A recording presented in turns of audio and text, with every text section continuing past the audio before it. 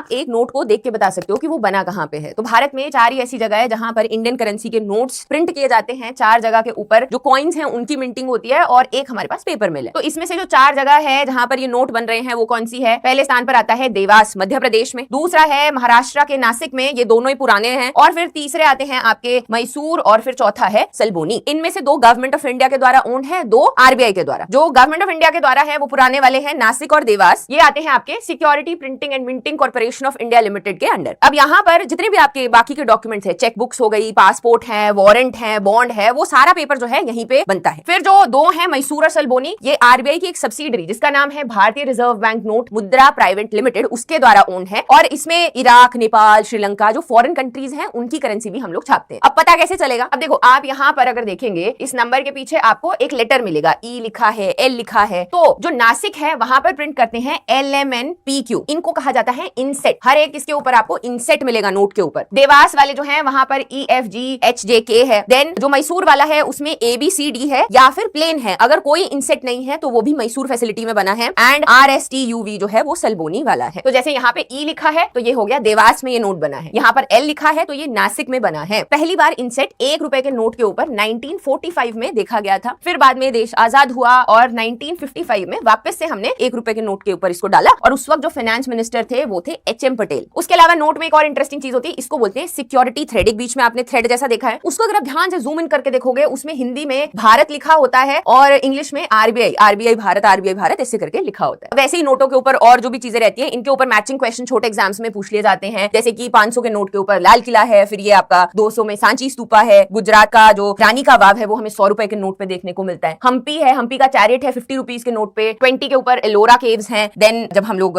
10 रुपए का नोट देखते हैं तो उस पे कुनार। सेम चीज हमें कॉइन्स में देखने को मिलती है कि यहाँ पर एक मार्क रखा गया है, स्टार है, डॉट है या फिर डायमंड जैसा है, तो कि ये कौन से मिंट में बना है, कोलकाता, मुंबई, हैदराबाद या फिर नोएडा। जैसे नोएडा में जो है हमें डॉट मिलता है, हैदराबाद वाला है उसमें इस तरीके का स्टार है। वेयर अगर कोई कॉइन जो है मुंबई में बना है तो वहां पर डायमंड होगा, और अगर कुछ भी नहीं है उसमें तो वो कोलकाता का बना हुआ है।